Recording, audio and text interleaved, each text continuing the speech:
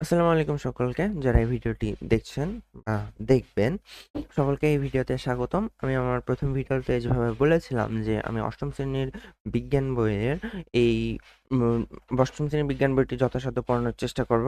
আমার সেই যাত্রার পথে এটি হবে প্রথম ভিডিও।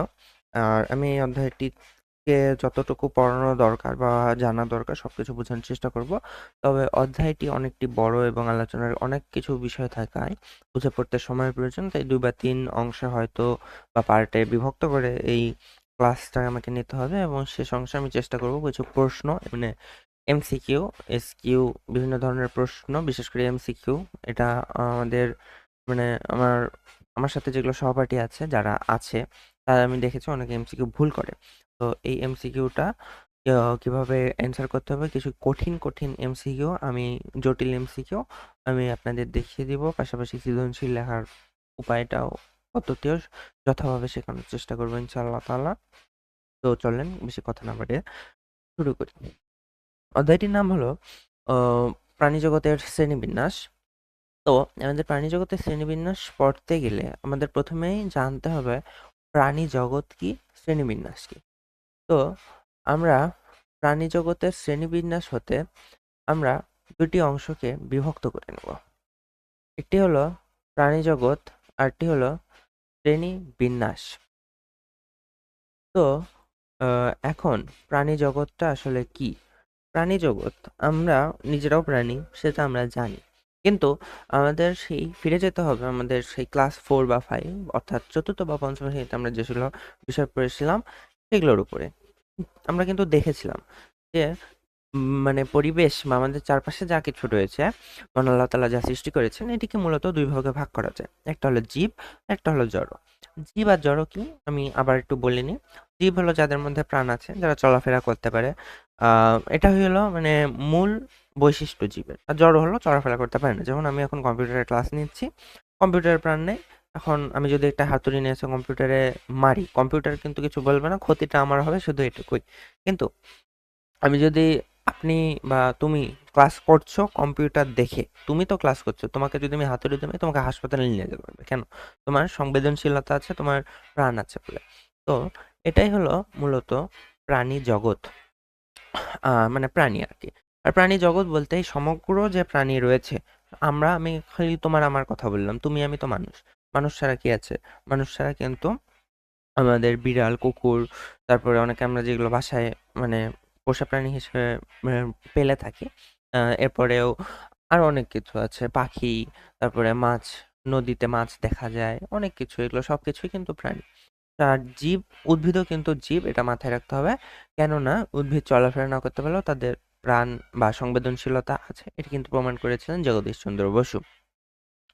আচ্ছা, এখন এই প্রাণী জগৎ সম্পর্কে আমরা জানলাম। কিন্তু প্রাণী জগৎকে মূলত মানে ছোট ক্লাসে যেটা শেখানো হয় যে ২ টা ভাগ আছে এটার। একটা হলো মেরুদণ্ডী বা ভার্টিব্রেট, আর একটা হলো অমেরুদণ্ডী বা নন ভার্টিব্রেট। মেরুদণ্ড আর অমেরুদণ্ডী। তুমি বসে আছো, তোমার দেহের পৃষ্ঠদেশ বা একবারে তোমার মাথার পিছে হাত দিলেই দেখবে একটা দণ্ডাকার খাঁজ কাটা কেমন যেন একটা হাড়ের মতো বড়, যথেষ্ট হাড়টা। তো এটাকে মূলত বলা হয় হলো মেরুদণ্ড, ভার্টিব্রেট। এটার ইংলিশ হলো মেরুদণ্ডের ইংলিশ ভার্টিব্রেট। বা এটাকে মানে কর্ডেটও, আর আমরা হলো কর্ডেট পর্বের প্রাণী, যেটা এখানে লেখা আছে। তো মূলত এখন আমরা দেখব যে আসলে আমরা ভার্টিব্রেট, আমরা ভার্টিব্রেটের মধ্যে। অমেরুদণ্ডী আবার কি ভাই? অমেরুদণ্ডী, আচ্ছা, ভাইরাস, করোনা ভাইরাস কয়দিন আগেই আমরা দেখলাম করোনা ভাইরাসের আবির্ভাব, কোয়ারেন্টাইন কয়দিন আগে সময় পার করলাম মনে হচ্ছে, কিন্তু সময়টা কিন্তু আজ থেকে ৬ থেকে ৭ বছর আগে ছিল। কথাটা অবিশ্বাস্য অনেকটা মনে হয় যে ৭ বছর চলে গেছে, কিন্তু আসলে চলে গেছে সময়। এটা সময় এতটাই মূল্যবান। ওকে, তো আমরা টপিকে ফিরে আসছি যে অমেরুদণ্ডী যেমন ভাইরাসের কিন্তু ভাই মেরুদণ্ড নাই। এটা দেখেই বোঝা যায়, গোল কেমন জানি গোল আকার। তো তুমি যদি একটা টেনিস বল হাতে নাও, এটার কি মেরুদণ্ড আছে? মেরুদণ্ড থাকলে তো সোজা থাকতো, তাই না? এখন কথা হলো মেরুদণ্ড থাকা সত্ত্বেও সোজাই যে হবে এমন না। মানে আহ, বস্তুটা যে সোজা হবে শুধু তাই না, আম, সেটা বাঁকাও হতে পারে। তো কারণ না, তুমি যখন দৌড়াও অনেক সময় নিচে অনেকে হলো দেখবা যে একটু নিচু হয়ে দৌড়ায়, কেননা নিচু হয়ে দৌড়ালে মানে ভরটা কমে যায়, তখন তখন দৌড়াতে বেশি সুবিধা হয়, জোরে দৌড়ানো যায়। তো ওই কিন্তু বাঁকা হচ্ছে। আমরা তুমি দেখছো ক্লাস, এখন তুমি যদি ধরো কি বলে ওটা, কম্পিউটারে ক্লাস করা ভালো, আর যদি দেখা যায় যে মোবাইলে ক্লাস করো, তুমি বাঁকা হয়ে বা কাত হয়ে শুয়েও দেখতে পারবা। তো তুমি যখন কাত হয়ে শুচ্ছ, তুমি কিন্তু বাঁকা হচ্ছ ইন্ডিভিজুয়ালি। তো মেরুদণ্ডী প্রাণীরা যে বাঁকা হতে পারে না এমন না, কিন্তু মেরুদণ্ড বলতে মূলত সোজাকেই বুঝি আমরা সাধারণত, তবে বাঁকা হতে পারে। ওকে, মেরুদণ্ড শেষ। অমেরুদণ্ডী, অমেরুদণ্ডীতে হলো এছাড়াও কিছু প্রাণী রয়েছে। এখন আম, উদ্ভিদকে কি তুমি অমেরুদণ্ডী বলবা? উদ্ভিদ অমেরুদণ্ডী বলা যাইতে পারে, কিন্তু মজার বিষয় হলো উদ্ভিদ প্রাণী না, তাই উদ্ভিদকে আমরা অমেরুদণ্ডী বলতে পারবো না। এখন কিছু কিছু সমুদ্রে দেখবা কিছু প্রাণী আছে, যেমন আমরা এর পরেই পর্ব সম্পর্কে যখন পড়বো তখন দেখবো স্পঞ্জিলা, স্কাইফা, হাইড্রা। হাইড্রা নামটা অনেকে শুনেছি যারা বড় ভাই বোন আছে, হাইড্রা নিয়ে অনেক পড়াশোনা করতে হয় তাদের, বিশেষ করে যারা সায়েন্সে পড়ে তাদের তো ওই জিনিসটা আসলে অনেকে শুনে থাকি।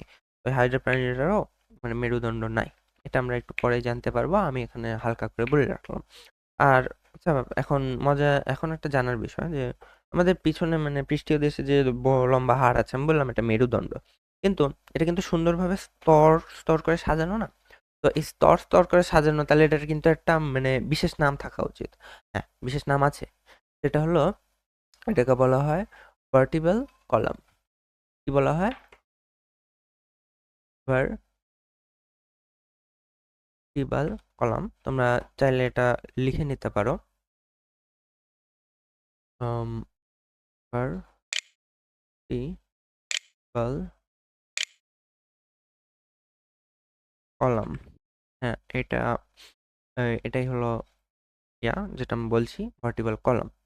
ওকে, ভার্টিব্রাল কলাম এটা হলো মেরুদণ্ড। মানে মেরুদণ্ড, আমাদের পিঠের যে মেরুদণ্ড আছে খাঁজকাটা খাঁজকাটা, এটাকে। আর এটার বাংলা হলো কশেরুকা।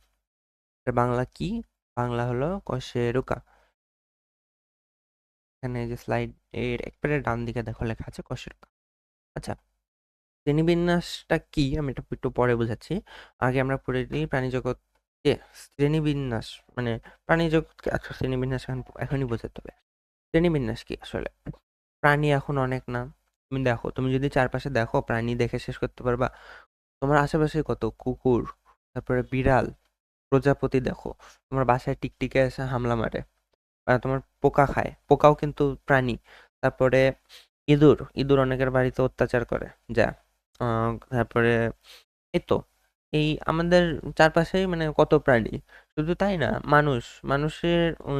মানুষেরই কিন্তু নানান ধরনের প্রকারভেদ। তুমি, আমি, তোমার বন্ধু কিন্তু সমান না, সবার আলাদা আলাদা, দেখতে আলাদা, গড়ন আলাদা।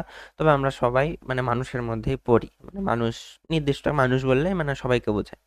তো আমরা যদি চিড়িয়াখানায় যাই বা মহান আল্লাহ তাআলা যদি কাউকে মানে এমন সামর্থ্য দান করেছেন যে যেতে পেরেছো চিড়িয়াখানায়, তোমরা যে দেখবা যে ওখানে অনেক প্রাণী আছে। রাজশাহীতে আমি থাকি, তো রাজশাহীতে তেমন কিছু না থাকলেও তোমরা যারা ঢাকায়, বিশেষ করে ঢাকার চিড়িয়াখানায় গেছো, বাঘ, সিংহ, তারপর বানর, অনেক কিছু। তো এখন এগুলো বিষয়ে আম, দেখতে গেলে অনেক প্রাণী, অনেক, শুধু না, যারা সমুদ্র সৈকতে গেছো তারা হয়তো কিছু কিছু মাছ দেখেছো, তারপর কাঁকড়া, তারপরে শামুক দেখেছো, স্নেইল যেটাকে আমরা বলি ইংলিশে। তো এগুলো দেখেছো। তো এই প্রাণী জগতের অসংখ্য এত প্রাণী আমি কিভাবে জানবো, এটা নিয়ে মানে বিজ্ঞানীদের একটা কিউরিসিটি জাগে। হ্যাঁ, তো এই কিউরিসিটি থেকে তারা কি করে, প্রাণী জগৎকে নানা উপায়ে ভাগ করতে থাকে। মানে চিন্তা করে যে ভাগ করলে বা মানে বিভিন্ন পর্যায়ে বিভক্ত করলে জিনিসটা সহজ হবে। যেমন আমি একটু কেমিস্ট্রিতে নিয়ে যাই, বায়োলজি থেকে, যে মানে মোট মৌলিক মানে মৌল কয়টা? মৌলিক মৌল ১১৮টা না? ১১৮টা এখন সুন্দরভাবে পর্যায় সারণীতে বিন্যস্ত। এখন যারা কেমিস্ট্রি নিয়ে পড়ে বা রিসার্চ করে, তাদের সামনে কিন্তু একটা পর্যায় সারণী যদি থাকে, খুব সহজেই তারা কোনটা কোন মৌলের, মানে কোনটা কোন গ্রুপের, কোনটা কোথাকার, কোনটার পারমাণবিক সংখ্যা, ভর সংখ্যা কত, কি সবকিছু একবারে জাস্ট একটা চার্ট থেকে জেনে যায়। তো ওইরকম ভাবেই শ্রেণীবিন্যাসটা ওই কারণেই ওই মানে অনেকটা ওই আগেকেই করা। তো এই শ্রেণীবিন্যাসে যখন করা হয়, আমাদের যে মানে বিভিন্ন পর্যায়ে ভাগ করা হয়, যেটার প্রথমে রয়েছে হলো জগৎ, তারপরে রয়েছে বিভাগ বা পর্ব, বিভাগ পূর্ব নাম ছিল, তোমরা পর্ব বলবা এখন। তারপরে আছে শ্রেণী, বর্গ, গোত্র এবং গণ, প্রজাতি। টোটাল কয়টা? টোটাল হলো 7টা রয়েছে। এখানে আমি লিখে দিই, টোটাল 7টা। হ্যাঁ, টোটাল রয়েছে কয়টা? 7টা। এটা একটু মাথায় রাখতে হবে যে প্রাণী জগতে শ্রেণীবিন্যাসের ধাপ আর কি। প্রাণী জগতে শ্রেণীবিন্যাসের ধাপ মোট 7টি। এর সাথে তোমরা ইংলিশ টার্মগুলো করে নিবা। আর এটা একবারে মুখস্থ করতে হবে অনেকটা। তোমরা মুখস্থ কিভাবে করবা ভাইয়া? মুখস্থ করার জন্য মানে জিনিসগুলো বারবার দেখবা আর পড়বা, তাই মুখস্থ হয়ে যাবে। এত কঠিন কিছু না। যে জগৎপর্ব, শ্রেণীবর্গ, গোত্র, গণপ্রজাতি। দেখা যাচ্ছে একটা মনে থাকছে না, ওটা তাহলে ইংলিশ টার্ম দিয়ে মনে রাখো। যেমন জগৎপর্ব, শ্রেণীবর্গ, গোত্র। গোত্রের সময় বা বর্গের সময় আমি আটকে যাই, তখন আমি মনে করি কিংডম, ফাইলাম, ক্লাস, তারপরে তো অর্ডার, অর্ডারের বাংলা বর্গ। আচ্ছা, তারপরে বর্গের পরে তো গোত্র, গোত্র ফ্যামিলি, তারপরে গণপ্রজাতি, জেনাস, স্পেসিস। এরকম ভাবে মানে ইংলিশ বা বাংলা দুটো অপোজিট টার্ম করেও মনে রাখা যায়, যেটাতে আমি বেঁধে যাই। আর সবচেয়ে গুরুত্বপূর্ণ যে বিষয় হলো যে তোমাদের মনে রাখতে হবে স্পেসিস বা প্রজাতি যেটা, এটা হলো সর্বশেষ ধাপ শ্রেণীবিন্যাসের, ক্ষুদ্রতম বা সর্বশেষ ধাপ। আর এই দ্বিপদ নামকরণ নামে একটা টার্ম পড়বা তোমরা, আমি পড়াচ্ছি একটু পরে। এই দ্বিপদ নামকরণের যে টার্ম, এই মানে এই টার্মটা জেনাস আর স্পেসিস, এই দুইটা সমন্বয়ে গঠিত মানে এটা একটু পরেই বুঝতে পারবা তোমরা। জেনাস আর স্পেসিস এই দুইটা বিষয় মিলে হয় হলো দ্বিপদ নামকরণ। আপাতত একটু জেনে রাখো। আর কি আর তোমাদের আরেকটা ইম্পর্টেন্ট ইনফরমেশন দিয়ে, এই প্রজাতি এই প্রজাতি কিন্তু শ্রেণীবিন্যাসের একক। প্রজাতি কি বললাম? শ্রেণীবিন্যাসের একক। এটা মাথায় রাখবা, শ্রেণীবিন্যাসের একক কি? প্রজাতি। তোমরা খাতায় এগুলো নোট করে নিতে পারো, তাহলে তোমাদের পড়তে সুবিধা হবে। আগে বলে দিচ্ছি। আর প্রত্যেকটা ধাপকে বলা হয় ট্যাক্সা। প্রত্যেকটা ধাপকে কি বলে? ট্যাক্সা বলে। আম, এই ট্যাক্সাটা কেমনে আসলো এটা পরবর্তী স্লাইডে তোমাদের জানাচ্ছি। আমি শ্রেণীবিন্যাস সম্পর্কে পড়িয়ে নিই, তবে এটা জেনে রাখো যে শ্রেণীবিন্যাসের প্রত্যেকটি ধাপকে বলা হয় ট্যাক্সা। ওকে। এখন এই শ্রেণীবিন্যাস যখন করা হয়, তখন আমরা হলো অ্যানিমেলিয়া জগৎ। কি বললাম? অ্যানিমেলিয়া প্রাণী জগৎ। তো এই অ্যানিমেলিয়া অ্যানিমেলিয়া প্রাণী জগতের মূলত দুইটা ভাগ করা হয়। কয়টা ভাইয়া? দুইটা। কি ভাগ করা হয়? এই অ্যানিমেলিয়া তো কিংডম, তাই না? কিন্তু এর আগেও মানে এটা কিন্তু জগৎ আছে, হ্যাঁ। কিন্তু জগতের আগেও কিছু আছে, যেটা বর্তমান মানে চেঞ্জ হয়েছে, কিন্তু যেটাকে বলা হয় সুপার কিংডম। এই সুপার কিংডমে মূলত দুইটা ভাগ আছে, একটা হলো মানে অকোষীয়, আর একটা হলো কোষীয়। হ্যাঁ, তো প্রকৃত কোষীয় আর একটা হলো অকোষীয়। তো আদিকোষীয় আর একটা হলো অকোষীয়। আদিকোষীয়র মধ্যে এই ভাইরাস বা অন্যান্য মানে ক্ষুদ্র নিম্ন শ্রেণীর জীব, যেগুলোর কোনো মানে প্রাণ থাকলেও ওটাকে মানে আমরা খালি চোখে দেখতে পাই না, আনুবীক্ষণিক জীব, ওগুলো হলো সুপার কিংডমের আছে। ওটা হলো আদিকোষী। আর প্রকৃতকোষী মানে যেগুলোর নিউক্লিয়াস সুসংগঠিত, যেগুলো প্রাণীর, সেগুলোর মধ্যে আমরা আছি, মানুষ বা অন্যান্য। আর সেই সুপার কিংডম থেকে এসছে হলো অ্যানিমেলিয়া। ওকে, তো অ্যানিমেলিয়া হলো জগৎ। জগতের পরে এটাকে তেত্রিশটা মোট 33টা পর্ব। কয়টা ভাইয়া? 33টা পর্বে ভাগ করা আছে। পর্বের ইংলিশ কি ভাই? ফাইলাম। এটা মনে রাখতে হবে, অনেক সময় দিয়ে দেয় যে প্রশ্নে যে এইটার ফাইলাম কি, বা কি বলে শ্রেণীবিন্যাস কোর্সের ক্ষেত্রে মোট কয়টি ফাইলাম আছে, তখন কিন্তু তোমাকে ধরে নিতে হবে ফাইলাম মানে পর্ব। আর সেখানে 33টি। 33টির মধ্যে একটি মেরুদণ্ডী, 32টি অমেরুদণ্ডী। এখন একটি মেরুদণ্ডী, 32টি অমেরুদণ্ডী, বিষয়টা কিরকম হয়ে গেল না? মানে ধরো যে রেশিও হয়ে গেল 1:32। কিন্তু মজার বিষয় হলো অমেরুদণ্ডী প্রাণীর সম্পর্কে যত পড়া আছে, ওই একটা মেরুদণ্ডী পর্বে যেন তার সমান কি তার থেকে বেশি পড়া। কেননা এর মানে সংখ্যাগরিষ্ঠতা অনেক বলতে গেলে। আচ্ছা, আর এখান থেকে যেটা মনে রাখতে হবে, তোমাদের এই একটা মেরুদণ্ডী এবং 32টা অমেরুদণ্ডী, এটা না পারলেও চলবে। তবে মোট 33টি পর্ব রয়েছে এবং এর মধ্যে 9টি হলো মেজর ফাইলাম বা মেজর পর্ব। এটা মাথায় রাখতে হবে অবশ্যই অবশ্যই অবশ্যই। যে মোট 9টা মেজর পর্ব রয়েছে আর 24টা মাইনর। তাহলে 33 থেকে মাইনাস করো 9, 3টা মানে 24টা এমনি থাকছে, সেই হিসাবে আমি লিখে দিয়েছি ওটা ওখানে। কিন্তু ওটা পড়তেই হবে, এর কোনো বাধ্যবাধকতা নেই। আর এই 9টি মেজর ফাইলামের মধ্যে আমি এখানেই কিন্তু বলে দিলাম যে একটা মেরুদণ্ডী আছে, কি একটা মেরুদণ্ডী ফাইলাম বা পর্ব আছে। তাহলে এখানে আর 9টা মেজর পর্বের মধ্যে তাহলে কয়টা থাকে? 8টা হলো তোমার থাকবে হলো অমেরুদণ্ডী, আর 3টা থাকবে হলো 8টা অমেরুদণ্ডী, আর একটা হলো মেরুদণ্ডী থাকবে। এটাই স্বাভাবিক। 8 হলো অমেরুদণ্ডী, একটা হলো মেরুদণ্ডী। এই দুটো জিনিস মাথায় রাখবা। এই দুটো জিনিস অবশ্যই মাথায় রাখতে হবে পরীক্ষায় ভালো করতে চাইলে। আচ্ছা, আর শ্রেণীবিন্যাস তাহলে সম্পর্কে অনেক কিছুই জানলাম, কিন্তু শ্রেণীবিন্যাসের সংজ্ঞা এটা কিভাবে লিখবো ভাই? শ্রেণীবিন্যাসের সংজ্ঞা লিখতে চাইলে এভাবে লেখা যায় যে প্রাণীজগৎকে মানে সুসংগঠিতভাবে জানার জন্য বা ভাগ করার জন্য কয়েকটি ধাপ বা কয়েকটি দল ও উপদলে, অর্থাৎ জগৎ পর্ব, শ্রেণীবর্গ, গোত্র, গণ, প্রজাতি। তোমরা চাইলে ব্র্যাকেটে এটা লিখতে পারো, না লিখলেও চলবে, যে কয়েকটি দল, গোত্রে বা ভাগে, নির্দিষ্ট কোনো ভাগে বিভক্ত করা হয়। আর এই প্রক্রিয়াটিকেই মূলত শ্রেণীবিন্যাস বলে। আচ্ছা, আমরা পরে দেখি কি আছে।